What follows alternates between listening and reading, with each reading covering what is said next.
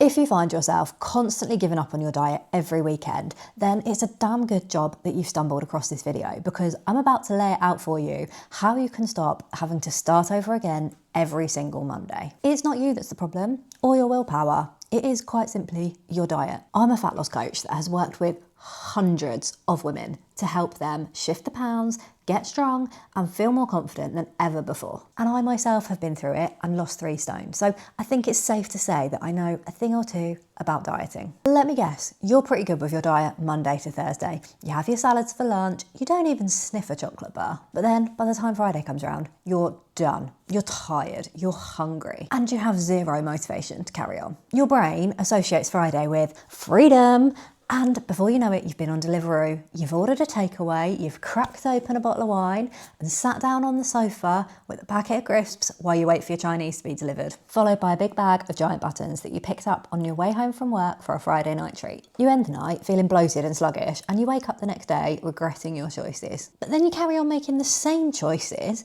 because, well, you've ruined your diet now, so you may as well just start over again on Monday, yeah? And then you're back at square one, time and time again, just feeling crappy and never seeing the weight drop off like you so desperately wish it would. I'm about to make it simple for you so you can stop fucking everything up at the weekend. 1, you need to stop treating weekends like a free-for-all, cheat days, whatever you want to call them. Weekends are just days like any other, and the more that you label them as off-plan, the more you're going to panic and then think that you've got to cram in all the crap before Monday comes around and you can't eat it again. You cannot just expect to wing it and hope that it all turns out okay. You have got to plan. So what are your social plans? What do you need to get done around the house? Do you need the time to get any workouts done? Where are you going to be for breakfast, lunch and dinner? If you're going out, where are you going? What's on the menu? Make choices in advance if you can, because it will avoid panic, spur of the moment decisions in the restaurant that might not align with your goals. And if you make those choices in advance, you know then exactly how many calories you're going to eat. So if you need to, you can adjust during the week to allow for that. And I'm not saying that you need to cut your calories by 1,000 a day in the week so that you can go and have a massive splurge at the weekend. But if you know that what you want to have at the weekend in the restaurant is going to take you, I don't know, 600 calories over, you can very easily adjust for that with 100 less every other day of the week. Think of your calorie target as a goal for the week rather than individual days, because it will help you to have a lot more flexibility. 2, you need to stop over-restricting in the week by not allowing yourself to have things like chocolate, crisps, sweets, etc. during the week, aka moments of joy. Of course, when it gets to the weekend, that's all you want to eat. If I tell you to not think about pink elephants, what are you thinking about now? The more you tell yourself you can't have something, the more you're going to want it. You need to factor these things into your calories throughout the week so you don't end up binging on them at the weekend, because then you just end up in a cycle of binge and restrict, and that's not a fun place to be. 3, if you have a meal that's off plan and takes you over your calories, whether it's a little or a lot, that does not mean that you've ruined everything. Your response is what's really important here. If you allow yourself to believe that you've fucked everything up and go full on self-sabotage mode, eating everything in sight because you just may as well, then yeah, that's probably going to undo all of your efforts to eat in a calorie deficit for the week.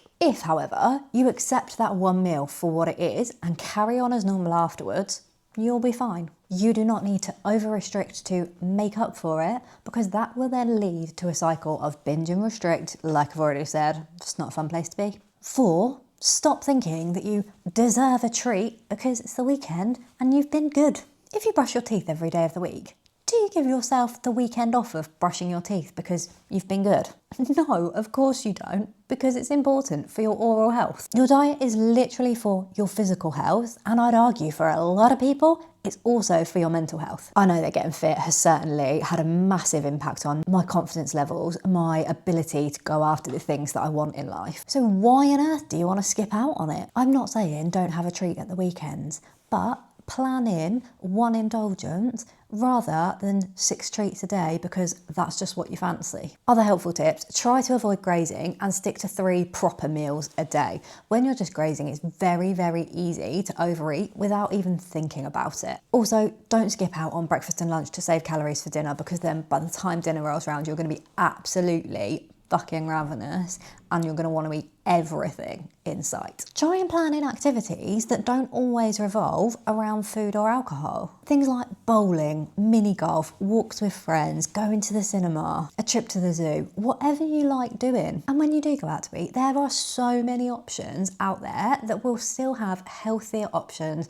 that are slightly lower on the calories that will enable you to stick to your targets. To be honest, most chains have this nailed. Nando's, Wagamama's, Cozy Club, the lounges, all of them have decent options on their menus. This is such an underrated one.